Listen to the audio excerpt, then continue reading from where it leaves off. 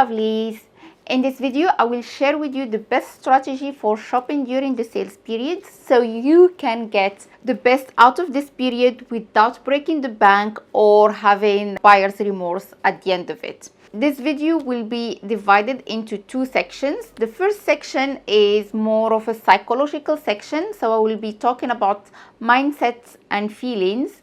The second section will be more of the practical strategies, so I will give you tips that you need to make this period successful, and I will show you in real life how I tackle the sales as a concrete example. So the first section is mindsets and feelings. This section is the foundation of it all, so please spend enough time working on it.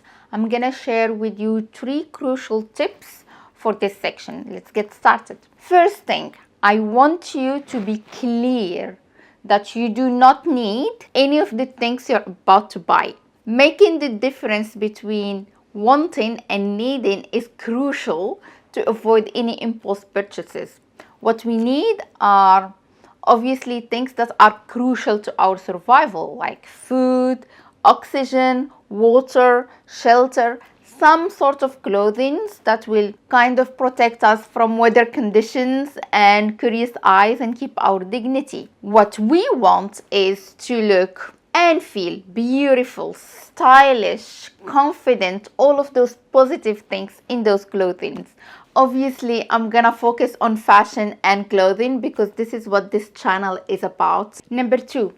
Once the lines are clear between the wanting and the needing, now you can start analyzing your shopping behavior. Just ask yourself questions based on the past behavior. Do you feel excited and happy when you do the shopping process and you get this dopamine hit? But then when you receive the items or you bring the items to your home, you start wearing them, you don't feel as excited, and like the feeling of happiness and novelty wears off. If this is the case, that means you are more interested in the shopping process rather than the item itself. And there are a lot of science-based evidence that talks about how the shopping process triggers the same centers in the brain as alcohol or gambling, etc. And the retailers knows that very well and they play to their advantage, so be aware. Number 3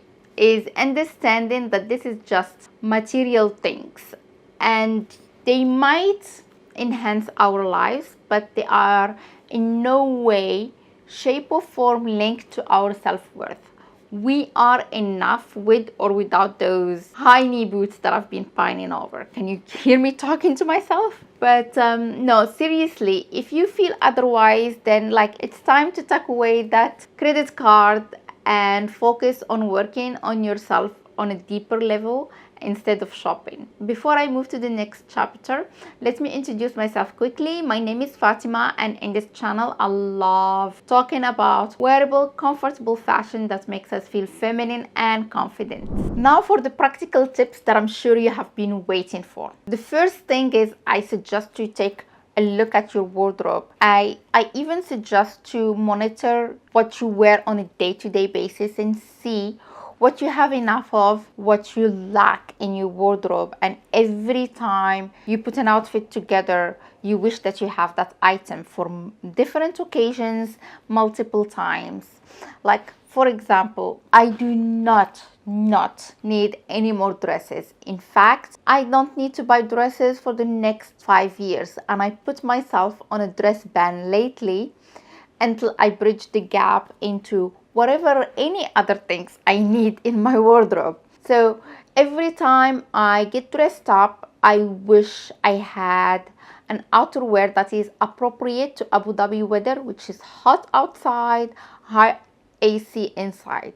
So I need some more cardigans, some lightweight blazers or jackets, or even a thick material blouse that will help me. Also, when I get dressed, I always feel the need that I don't have really a nice fun belt. I think I need to add some belts in a fun color so I can dress up some outfits. I also have no nice pajamas and my loungewear is limited, so it will be nice to add something that I can wear in the house but also be appropriate for me if I need to nip out quickly for a quick errand. Tip number 2, have a wish list. I personally have a wish list in all my favorite online platforms that I update and edit throughout the year, specifically outside of sale season, because I believe if you don't love the item and you are willing to pay full price for it, you shouldn't buy it during sales. I'm gonna show you now, just bear with me, my wish list. So here is my wish list. I'm just sharing this with you so you can see here. I'm using Net-a-Porter as an example because it's like my go-to online shopping place lately, and yeah, you can see my wish list is full of a lot of items. That doesn't necessarily mean that I will buy all of them or any of them for that matter, to be honest. What I do with this is it keeps me on top of what I like and what I don't like, but also I get to add in like the new trends and new styles as well and see if I like them or not. So let me, for example, add this. I'll add it to my shopping bag. So what I have done is I just added all the items that I would like to purchase in the future, and you can see here I have a lot of items from end of season, current season, last year season, and then you can see some of them are already discounted because they're doing single days sale. So I'm just adding these things into my shopping bag and waiting to see what will happen in the next few weeks and if those prices will drop even further or that will be it. So, and then once they announce the Black Friday sales, I will come here and just check wherever went on discount or dropped in the price further, I will keep, and then wherever it stays, I will remove. After that, I will have to check my priority list, and that brings me to my next point. Number 3, have a priority list. By that, I mean have a list that you put all the items you want by priority and why. This way you will focus and not get distracted whenever you see something that you really like that went on sale and you want to grab it.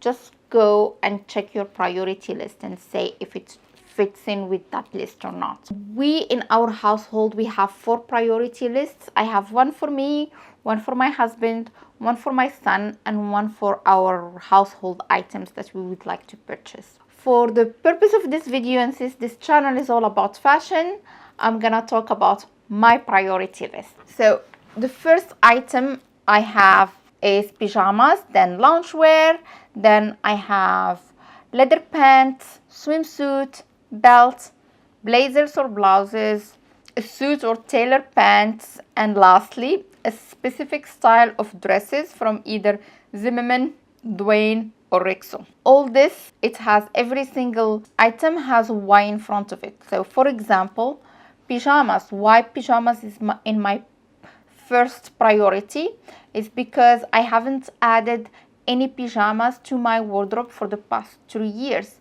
I did add lately some nightgowns, but I don't have any nice pajamas because all of them are worn out.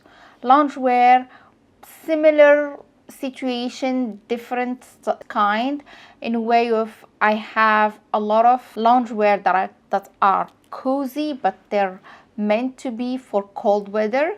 I don't have a lot of stuff for this weather, which like winter time here in Abu Dhabi is about 20-21 degrees, which is like still a nice day outside, but it's not like short weather. Swimsuit, for example, goes without saying. I live in a hot country. I go to the beach more often than usual. I use a lot of beachwear, swimsuits, etc. And so the list go on, like everything I have has a Y in front of it.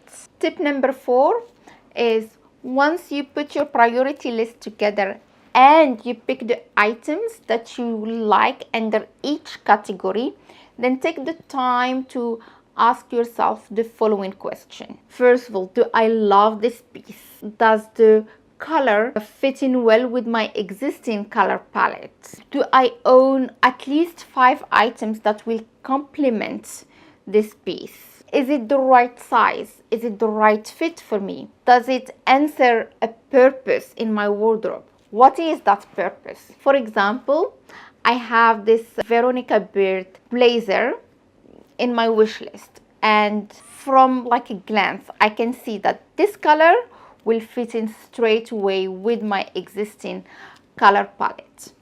Also, I can count for more than 5 items that this blazer will complement in my wardrobe. It is made of linen, and the linen is a light material which will work for me very well in Abu Dhabi weather. It will also answer the lack of outerwear in my wardrobe, and the only thing that I don't really know is if it's the right fit and size. Obviously, I'll try to order my right size, but I will know once I receive it if it's the right fit for me, it stays. If it's not the right fit for me, it goes back. Tip number 5, don't buy something that you are not 100% convinced on. If there is an item that you really love, but you can still not afford it, even though with the sales, I would suggest to hold on buying that item at all than buying something cheaper. What I would do is I would put some money aside until I save for it, or I will wait until I see if there is another price drop on it, because guess what, retailers always do that. Or I will wait until I find the right alternative that I am 100% convinced on. Either way, don't go over budget and don't buy something that you are not 100% convinced on just because it's cheaper. Tip number 6, this one is an obvious one. Have a budget. One pot of money for shopping sales, but also don't hesitate to allocate small pockets for each category that you are interested in. Tip number 7 is don't rush into buying. There will always be another sale, another item. Regretting not buying an item is better off than regretting buying an item. Trust me, I know both regrets, and the latter one has bigger consequences. This is when the mindset I was talking about earlier plays into a role. These are just items, so if they don't make it to your wardrobe, they're not meant for you. Tip number 8 is invest in quality. And honestly, I do believe that you are better off just sticking to the brands that you really love and tested, because you know the quality, you know the value proposition, you know the sizing, the fit, the fabric. It's hard to get it wrong when you are familiar with the brand, rather than getting distracted by all the retailers and having FOMOs from the other brands that you are not familiar with. And lastly, my last tip, which is an unpopular opinion, but hear me out. I think sales is the time when you can grab that trendy item that you really wanted to add into your wardrobe, but you didn't want the price tag. Just make sure that it's well planned purchase and follow the strategies I spoke about earlier in this video. And keep in mind, once a trendy item for someone can be a classic item for you and your style. I hope that these tips will help you navigate the shopping sale season smoothly. I wish you a happy and wise shopping experience, and I will leave you with another video here. Thank you for watching. Bye.